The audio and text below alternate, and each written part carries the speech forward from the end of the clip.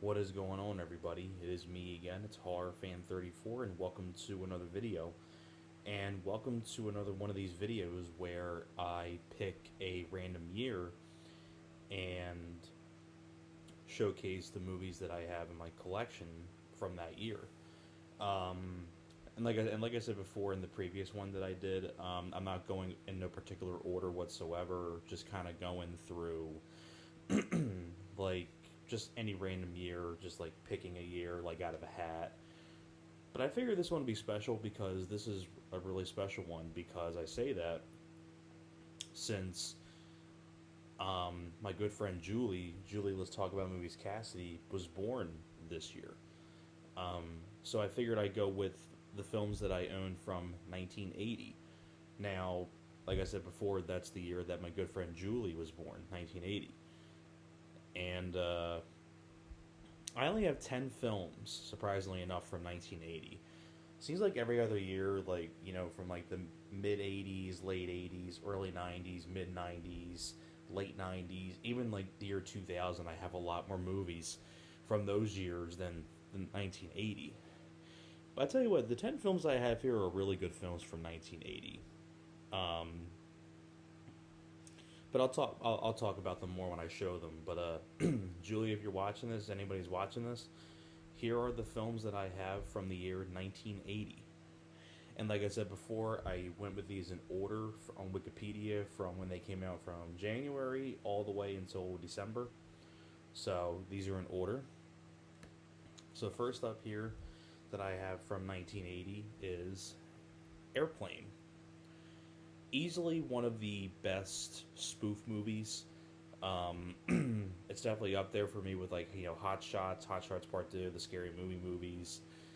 It's a very fun, entertaining movie directed by. Um, it was written and directed by Jim Abrams, David Zucker, and the Zucker brothers did this. Of course, they had a hand in the Kentucky Fried Movie, and that's what's another really good one as well. Really like Robert Hayes, Julie Haggerty, Leslie Nielsen, may he rest in peace. Um, I just love the whole like little thing there called autopilot. His name's Otto, but he's called Autopilot. So like really funny parody. Um, and Airplane is just one of those classic '80s comedies that everybody knows about. It's definitely up there for like best '80s comedies, up there with like Animal House and no, I think Animal House was the '70s. No, I think that was '81. I think Animal House. Maybe I could be wrong. Maybe that was the '70s. No, it could have been the '80s because John Belushi passed away in I think '82, so it had to have been the '70s. So disregard that. Um, but it's definitely one of the best '80s comedies out there. So Airplane is, and I even enjoy the sequel Airplane 2. Speaking of '80s comedy, this is another one that's up there for like best comedies. Caddyshack, easily one of the best sports films out there because it deals with golf. Definitely one of the best sports comedies. You know, Rodney Dangerfield easily steals the show. Also, really like Chevy Chase, Bill Murray, Ted Knight. Directed by Harold Ramis, of course, who did National Lampoon's Vacation, with Ghostbusters. I mean, a lot of other stuff. I tell you what, Rodney Dangerfield improvised a lot of his stuff, and all the stuff that he says is so damn funny. Like when they're at the restaurant, and he tells like the one chef about like the food tastes like dog food, and then the one cutaway where the chef's like, dog food. I'll show him dog food, and he's like, and the chefs are trying to hold him back, and when he goes to another table and it's some elderly people there, he's like, "Hey, babe, you must have been something before you were electricity." Rodney Dangerfield just improvises like crazy. He was like one of those guys who can improvise like crazy. Kind of reminded me of how Robin Williams would kind of improvise, like off the top of their head and just lightning fast. And both comedians, Dangerfield and Robin Williams, are greatly missed. And Dangerfield just absolutely steals the show in this movie. He's definitely the highlight of the film. And speaking of Bill Murray, this one here, probably people don't even know what this is. Loose Shoes. Now, Loose Shoes, this was a sort of comedy anthology, kind of like in the style of a Kentucky Fried Movie. Apparently, it was originally shot in 1977, but it wasn't released until 1980 because Bill Murray, by that point, was getting really big with meat. He scored a big hit with Meatballs, and Stripes was about ready to come out, and Caddyshack was about ready to come out. And he was doing Stripes, so they figured they wait on that until Bill Murray's career took off, and then they finally released it. Not really necessarily a great movie. There's a couple chuckles in the film, but it's definitely far better than, say, something like Movie 43 or Inappropriate Comedy or, something like that. But it's definitely not as strong as something like Amazon Woman on the Moon, Kentucky Fried Movie, or even The Onion Movie. It's definitely one of the least, least funny of these comedy anthologies, but there's a couple funny ones here and there, like The Skateboarders from Hell. Basically, it's a whole idea of, like, movie trailers, like fake movie trailers.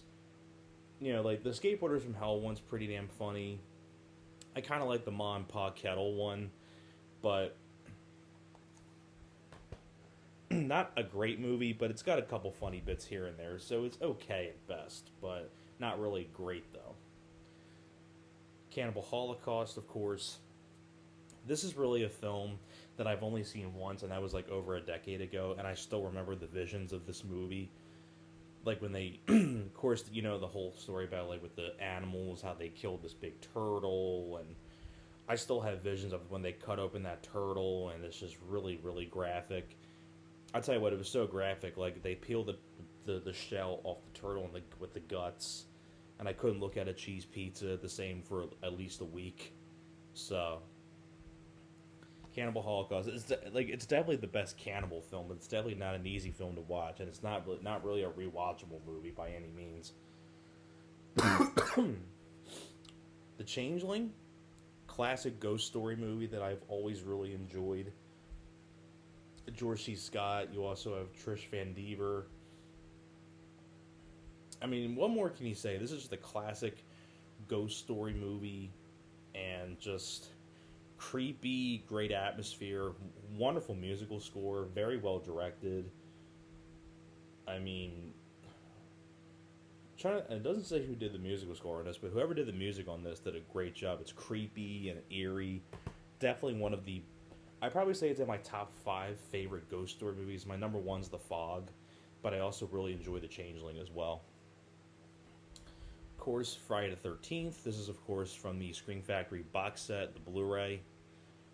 I mean, what more can you say about the original Friday the 13th? It's a classic. It spawned the birth of Jason Voorhees, because even though Jason Voorhees wasn't the killer in the first movie, it spawned the sequels with Jason in them. So, gave birth to one of the most iconic horror characters of all time in Jason. So, I mean, what more can you say about Friday the 13th? Now, this here is probably my favorite film from the year 1980, and of course that is The Shining, which is the steelbook that I have of the film. And, I mean, what more can you say about The Shining that hasn't been said before? It's definitely my favorite Stanley Kubrick film. It's my favorite Jack Nicholson film. It's my favorite performance of Jack Nicholson as Jack Torrance. Really like Shelley Duvall, Danny Lloyd, Scatman Crothers. I think it's very well directed by Stanley Kubrick. Fantastic music, creepy scenery, the hallway scene, the blood coming out of the elevator, and the naked lady in room 237 in the shower. She's decomposing, and lots of really great stuff. A lot of really creepy visuals, and the whole hedge maze at the very end. Excellent film, The Shining. Now this one here, classic comedy, Stir Crazy. Very fun, very funny movie with Gene Wilder and Richard Pryor. We gotta be bad, or we get fucked. Classic collaboration between Pryor and Gene Wilder. It's not my favorite. My favorite is See No Evil, Hear No Evil, which I actually have back there on the Blu-rays. But surprisingly enough, I don't think Stir Crazy is even on Blu-ray. Like See No Evil, Hear No Evil is, Willy Wonka is for Gene Wilder. Even The Toy with Richard Pryor has a Blu-ray, but I don't think this does. Surprisingly enough, considering it was their biggest hit for both of them. Like it was the biggest hit with both of them in it. It was definitely their most popular collaboration together. Classic comedy though, stir crazy. I actually showed this recently in the recent Blu-ray DVD update, but it did come out in 1980, so I figured I'd show it again. Fade to Black with Dennis Christopher. A very cool movie. Basically, the idea of Dennis Christopher plays a guy who's a big movie buff. He loves movies. He knows everything about movies.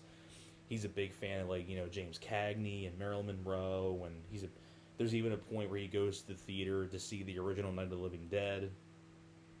He's kind of a loner and kind of an outcast. He gets picked on at work. He works at like a film distribution warehouse. Some of the employees that pick on him, one of them is actually Mickey Rourke, very young Mickey Rourke, and Peter Horton from Children of the Corn and a lot of other stuff. He's one of the other guys that picks on Dennis Christopher. Dennis Christopher one day ends up meeting this girl who is sort of like a Marilyn Monroe lookalike, and he invites her out on a date to go to the movies, and she honestly forgot about it, but Dennis Christopher thinks that she's stood him up, but in reality she didn't. She honestly forgot. So then he goes crazy, and then he starts, going out as movie characters and killing people. So there's a point here where he goes out as Bela Lugosi's Dracula and kills this hooker. There's even a point where he dresses up as Hopalong Cassidy and he shoots and kills Mickey Rourke. There's a point where there's a cool portion of the movie where he's going after someone and he puts his hand right through a Halloween poster, like the original Halloween poster, which is a cool shot. Yeah, if you like those, if you want to see a really unique idea for a horror thriller film, I think this is definitely one you got to check out. And I really like that Vinegar Syndrome got their hands on it, because I know the DVD was out of print for many years. And the last one that I have here from 1980 is Christmas Evil. Definitely kind of more of a sort of like a psychological thriller, sort of like, drama version of Silent Night, Deadly Night.